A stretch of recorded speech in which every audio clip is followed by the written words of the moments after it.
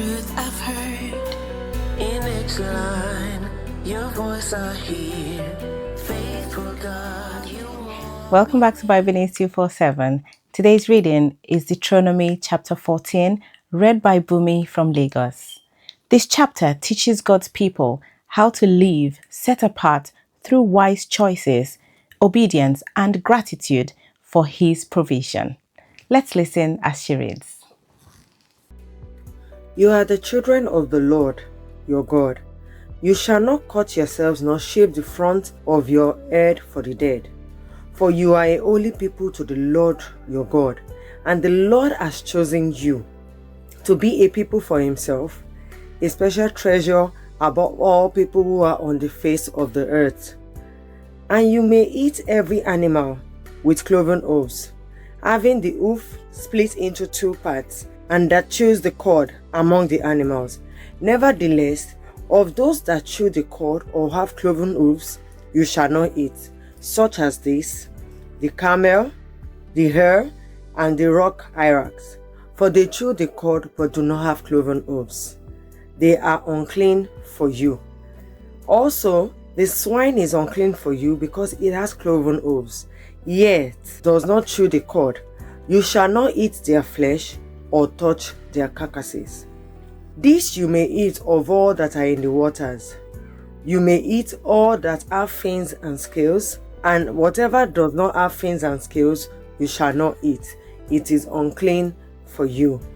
All clean birds you may eat, but this you shall not eat: the eagle, the vulture, the buzzard, the red kite, the falcon, and the kite after their kinds, every raven after its kind, the ostrich, the short-haired owl, the seagull, and the hawk after their kinds, the little owl, the screech owl, the white owl, the jackdaw, the carrion vulture, the fisher owl, the stork, the heron after its kind, and the hoopoe and the bat.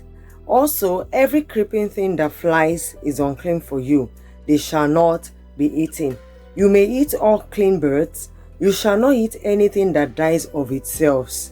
You may give it to the alien who is within your gates, that he may eat, or you may sell it to the foreigner, for you are a holy people to the Lord your God.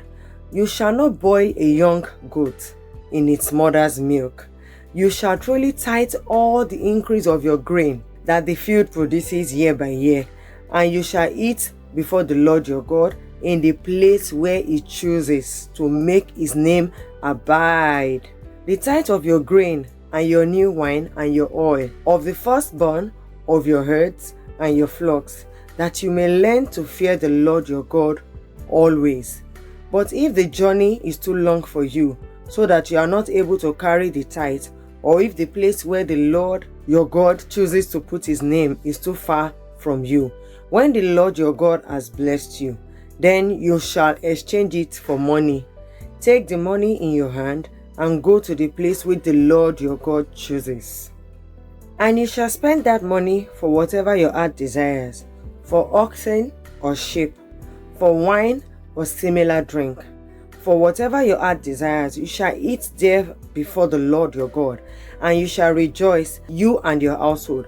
You shall not forsake the Levite who is within your gates, for he has no part nor inheritance with you.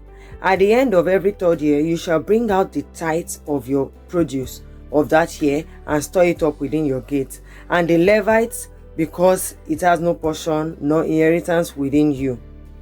And the stranger and the fatherless and the widow who are within your gates may come and eat and be satisfied, that the Lord your God may bless you in all the work of your hand which you do. Bumi for Bible News. Thank you for joining us on Bible News 247, and thank you, Bumi, for that reading. May God help us to honor Him in how we live and give thanks each day.